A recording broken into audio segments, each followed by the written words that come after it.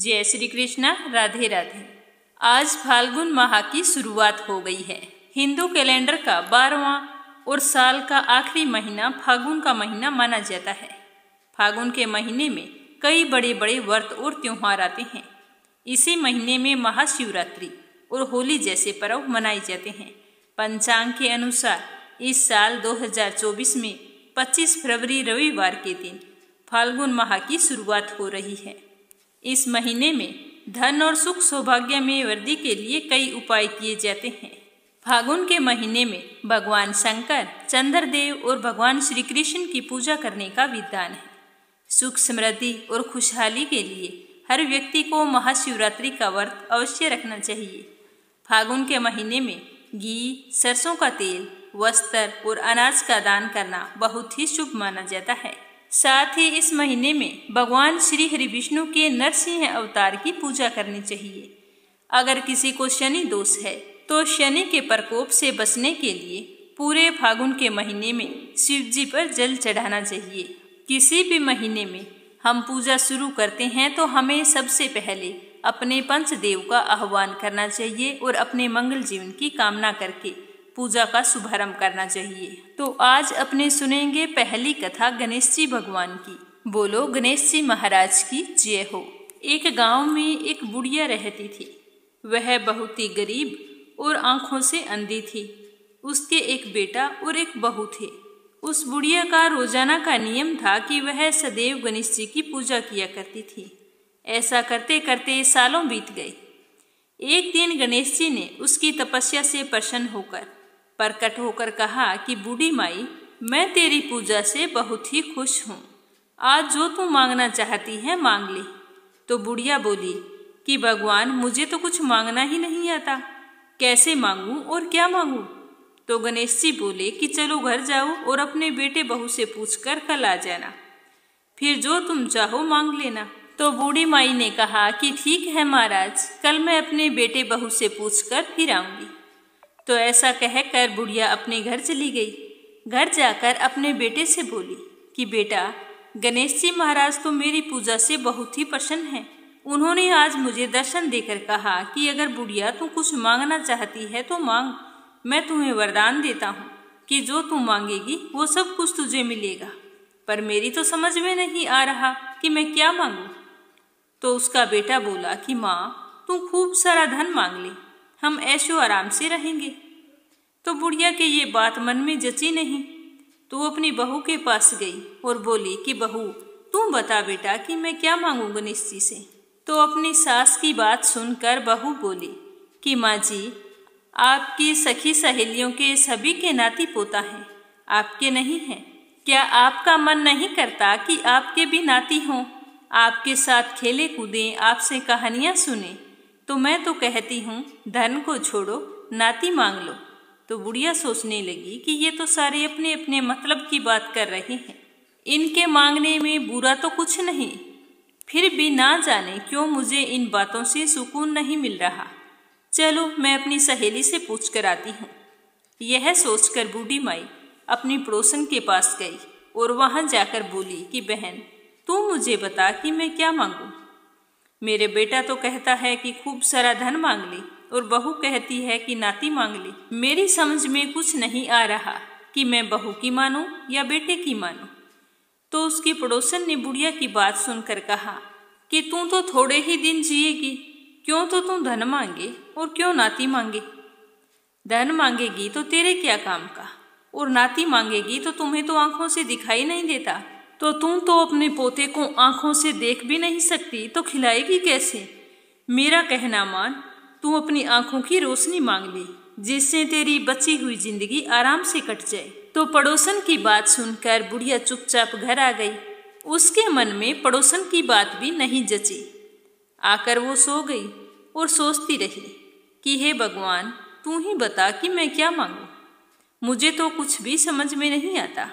कभी सोचती हूँ बेटे की मान लूँ, कभी सोचती हूँ बहू की मान लूँ, और कभी सोचती हूँ कि पड़ोसन की मान लूँ। हे गणेश भगवान, मुझे कोई ऐसा रास्ता दिखाओ जिसमें सबका भला हो। इस तरह सोचते सोचते बुढ़िया को नींद आ गई। सुबह सवेरे फिर उठकर नहा धोकर गणेश भगवान के मंदिर की ओर चल दी। वहां जाकर पूजा अर्चना करने के बाद में गणेश भगवान ने दर्शन दिए और बोले कि बुढ़िया मांग, तुझे क्या मांगना है? तुम्हारे बेटे बहू ने क्या बताया? तो बुढ़िया कहने लगी कि भगवान, अगर आप मुझ पर प्रसन्न हैं तो मुझे 9 करोड़ की माया दे, निरोगी काया दे, अमर सुहाग दे, आंखों की रोशनी दे, नाती दे, पोता दे और सब परिवार को सुख दे, अंतकाल में मोक्ष दे। तो यह सुनकर गणेश जी भगवान बोले कि बूढ़ी माई, तूने तो मुझे ठग लिया और मुझे कह रही थी कि मुझे कुछ मांगना ही नहीं आता। चलो कोई बात नहीं, जो तूने मांगा है वचन के अनुसार तुझे सब कुछ मिलेगा।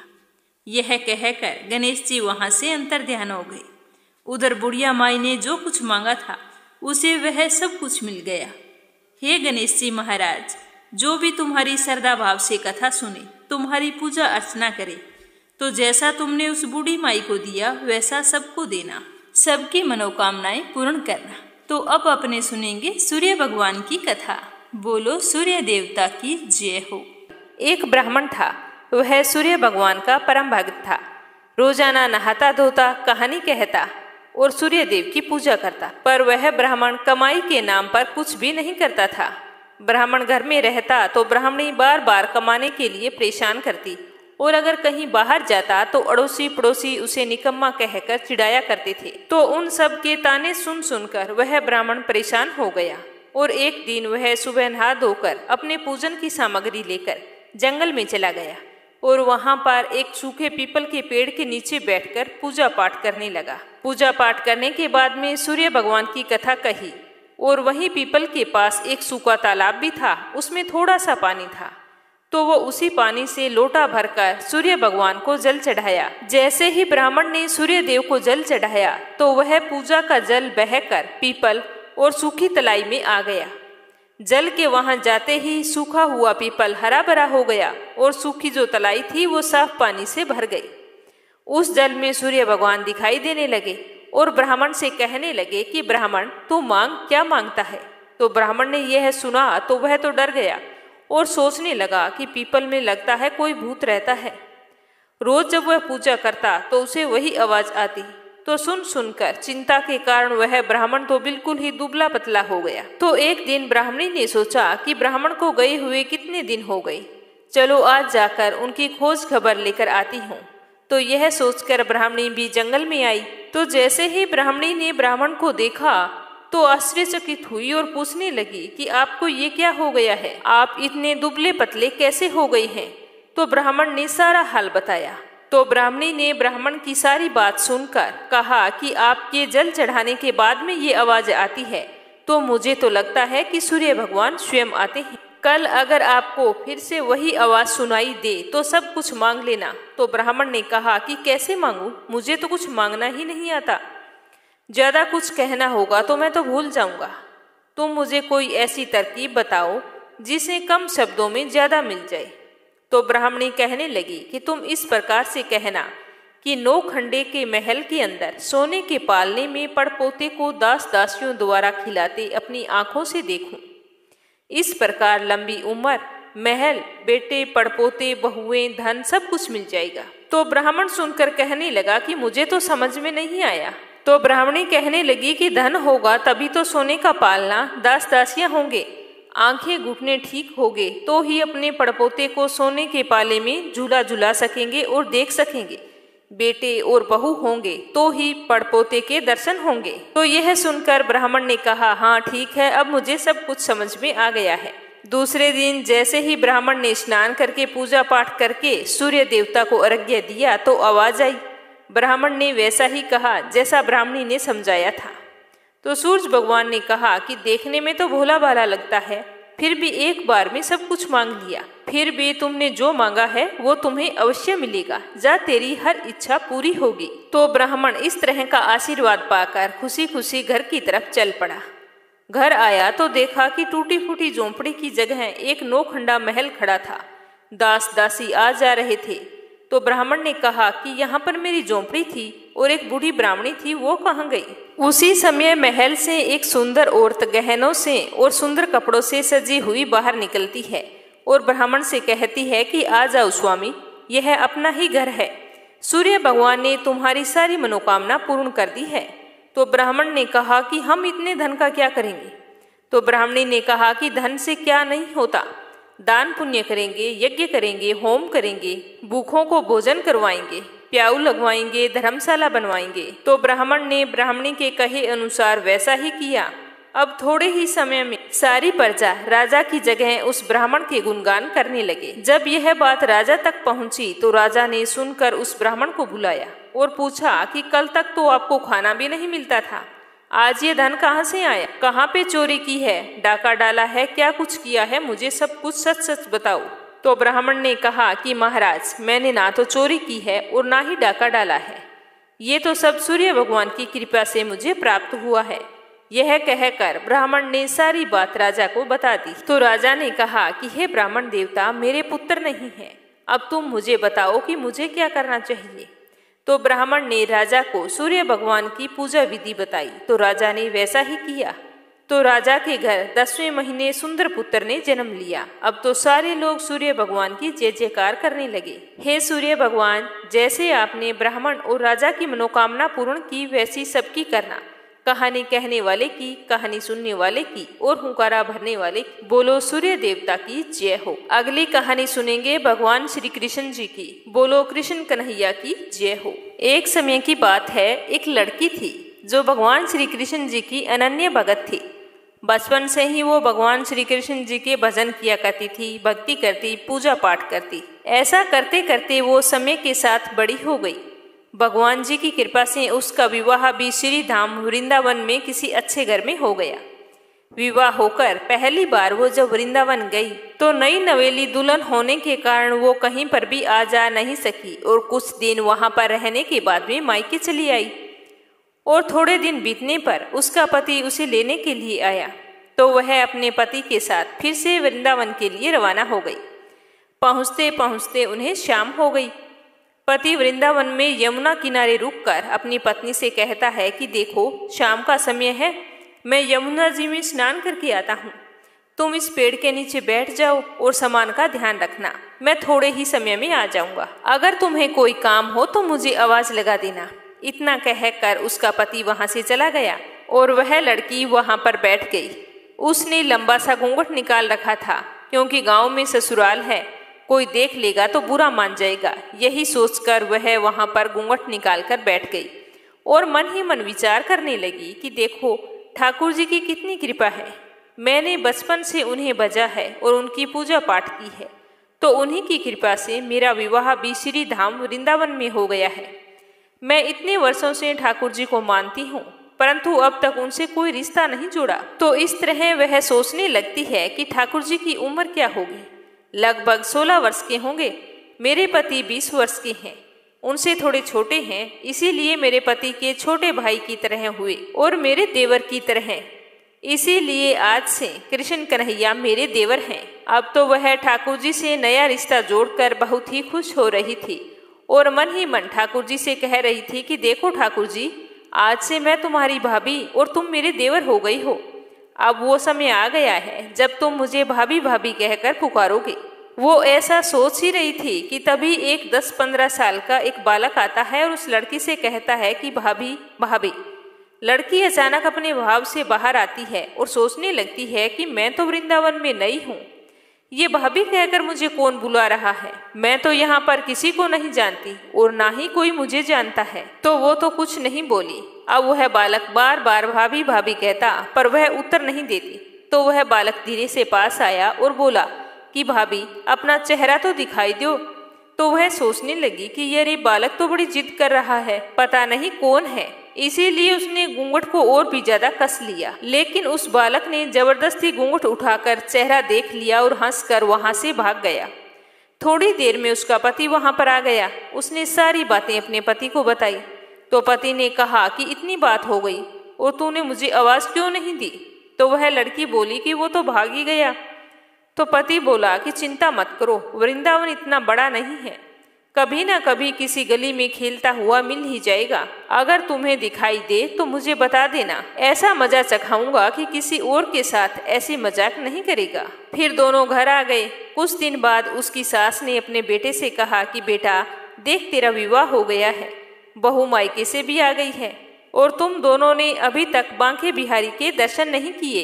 कल ऐसा करना कि बहू को ठाकुर जी के दर्शन करवा के लाना। तो अपनी माँ के कहे अनुसार अगले दिन दोनों पति पत्नी ठाकुर जी के मंदिर में दर्शन के लिए जाते हैं। मंदिर में उस दिन बहुत ज्यादा भीड़ थी। तो लड़का कहने लगा कि देखो, तुम महिलाओं के साथ आगे जाकर ठाकुर जी के दर्शन करो, मैं अभी आता हूँ। तो वह तो घूंघट निकाले निकाले ही आगे बढ़ती है। तो इस तरह उसे बहुत देर हो गई। तो उसके पति ने पीछे से कहा कि अरे बावली, बिहारी जी सामने हैं और घूंघट निकाल रखा है, तो घूंघट हटाओगी नहीं तो दर्शन कैसे करोगी? चलो घूंघट उठाओ और बांके बिहारी के दर्शन करो। तो उस लड़की ने अपना घूंघट उठाया तो देखा कि बिहारी जी एकदम उसी बालक की तरह मुस्कुराते हुए दिखाई दे रहे हैं। तो वह जोर जोर से चिल्लाने लगी कि सुनिए सुनिए, जल्दी आइए। तभी उसका पति दौड़ता हुआ वहां पर आता है और कहता है कि क्या हुआ? तो वह लड़की बोली कि उस दिन जो मुझे भाभी भाभी कहकर भागा था, वह बालक आज मुझे मिल गया है। तो उसका पति कहता है कि जल्दी बताओ कहाँ है, मैं अभी उसे देख लेता हूँ। तो वह ठाकुर जी की ओर इशारा करके कहती है, ये रहा आपके सामने। तो जैसे ही उसके पति ने देखा तो देखता ही गया, उसके पति को भी कान्हा जी उसी बालक की तरह हंसते हुए दिखाई दे रहे थे। तो वह दर्शन करके अपनी पत्नी से बोला कि तुम धन्य हो, तुम्हारे हृदय में सच्चा भाव है ठाकुर जी के प्रति।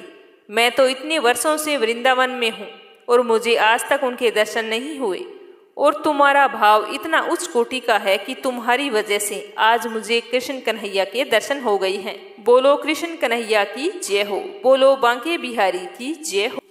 अगली कहानी सुनेंगे नवग्रह की। इस कथा को पूरे श्रद्धा भाव से सुनने से मनुष्य के ग्रह दोष दूर होते हैं और घर में सुख सौभाग्य का वास होता है। किसी गांव में दो भाई बहन रहा करते थे। एक बार भाई अपनी बहन से मिलने के लिए जा रहा था तो रास्ते में एक सांप बैठा था जो भाई को डसने को तैयार था। तो भाई ने सांप से विनती की कि हे नागराज, तू मुझे मत डस, क्योंकि मैं अपनी माँ का इकलौता बेटा हूँ और अपनी बहन का एक ही भाई हूँ। तो सांप तो नहीं माना। उसने कहा कि तेरी 9 ग्रह की दशा चल रही है, मैं तो तुझे ही डसूंगा। तो वह भाई बोला कि ठीक है, मुझे डस लेना, लेकिन मुझे अपनी बहन से पहले मिलकर आने दो, जब मैं लौट के आऊंगा तो मुझे डस लेना। तो उसकी ये बात सुनकर सांप बोला कि मुझे क्या पता, मैं कैसे विश्वास करूं कि तू इस रास्ते से आएगा, अगर तू ना आया तो, इसीलिए मैं तो तुझे अभी डसना चाहता हूँ। तो भाई ने कहा कि ठीक है, तुझे मुझ पर विश्वास नहीं है तो मेरे साथ चल, मेरे थैले में बैठ जा। तो उसने सांप को अपनी थैले में रखा और ऊपर उस पर कुछ फूल पत्ते रख दिए और भाई अपनी बहन के घर चल पड़ा। चलते चलते अपनी बहन के घर पहुंचा। उस समय उसकी बहन 9 ग्रह की कहानी कह रही थी। तो बहन ने कहा कि भाई तू पहले बैठ जा, पहले मेरी कहानी पूरी हो जाए, फिर दोनों बात करेंगे। तो इस तरह बहन ने कहानी कहनी शुरू की और भैया ने सुननी शुरू कर दी। जीव की, जानवर की, हाथी की, घोड़े की, भाई बहन की, घर के धनी की, लड़की के जवाई की, देवरानी की, जेठानी की, सास ससुर की, संग सहेलियों की, सबके 9 ग्रह शांत हो जाओ। ग्रह चाले 8 पग, बंदा चाले 4 पग, सांप बिच्छू भंवरे सब आग में जल जाए। कहानी कहकर बहन खड़ी हो गई। बहन ने भाई की सुध ली और कहा कि भाई इस थैले में क्या लाया है? तो भाई बोला कि बहन कुछ नहीं लाया हूँ। लेकिन बहन ने तो जबरदस्ती अपने भाई से थैला छीन लिया और खोल कर देखा तो उसमें तो बेल, पत्ते व फूल, केले, संतरे, फल, मिठाई आदि बन गए और जो सांप रखा था वह हार बन गया। केले संतरे उसने अपने बच्चों को दे दिए और हार खुद पहन लिया। हार पहनकर जब वो घर से बाहर आई तो भाई बोला कि बहन तू तो बहुत गरीब थी, फिर ये इतना महंगा हार तू कहाँ से पहन कर आई है? तो वो बोली कि हाँ भैया, मैं तो गरीब थी और गरीब ही हूँ। ये हार तो तुम ही अपने थैले में रखकर लाए थे, वही हार मैंने पहना है, खुद ही लेकर आए और खुद ही पूछ रहे हो। तो भाई को यह सुनकर बड़ा ही आश्चर्य हुआ। उसने कहा कि थैले में तो मैं अपनी मौत का सामान लाया था, ये हार तो मैं तेरे लिए नहीं लाया था। फिर उसने कहा कि मेरे थैले में तो सांप था, तेरी कहानी कहने से यह सांप हार में बदल गया। भाई बोला, यह तेरे भाग्य से आया है, इसीलिए तुम ही इसे रख लेना। तो बहन ने भाई से कहा कि भाई तेरी 9 ग्रह की दशा चल रही है, तुम घर जाकर भाभी से कहना कि वो 9 ग्रह की कहानी कहेगी। तो भाई घर पहुंचा और अपनी पत्नी से कहा कि मेरी 9 ग्रह की दशा चल रही है, इसीलिए हम 9 ग्रह की कहानी कहेंगे। तो भाई पत्नी से बोला कि तुम कहे मैं सुनूंगा, मैं कहूं तू सुनना। चावल चीनी के दाने ला, लोटा भरकर पानी ला। तो उसकी पत्नी एक लोटे में चावल व चीनी के दाने डालकर ले आई। कहानी कही, जीव की, जानवर की, हाथी की, घोड़े की, कुत्ते की, बिल्ली की, देवरानी की, जेठानी की, सास की, ससुर की, घर के धनी की, बहन की, भाई की, सबके 9 ग्रह शांत हो जाए। ग्रह चले 8 पग, बंदा चले 4 पग, सांप बिच्छू भंवरे सब आग में जले। आज वार, रविवार, सोमवार, मंगलवार, बुधवार, बृहस्पतिवार, शुक्रवार, शनिवार, 7 वारों को नमस्कार। धरती माता को नमस्कार, 9 ग्रह को नमस्कार। जैसे 9 ग्रह की दशा बहन भाई की उतरी, वैसी सबकी उतारना। तो ये थी 9 ग्रह की कहानी। इसे 7 वारों को नियम पूर्वक सुनना चाहिए, जिससे आपकी कुंडली में अगर 9 ग्रह शांत नहीं है तो इस कहानी को सुनने से आपको आने वाली समस्याओं से निजात मिलेगी। कथा को पूरा सुनने के लिए आप सभी का बहुत बहुत धन्यवाद। भगवान सूर्यदेव आपकी सारी मनोकामनाएं पूर्ण करें। कथा समाप्त होते ही कमेंट बॉक्स में जय हो सूर्यदेव की अवश्य लिखना। और अगर आपने मीरा भक्ति चैनल को सब्सक्राइब नहीं किया है तो जरूर करना। जय श्री कृष्णा, राधे राधे।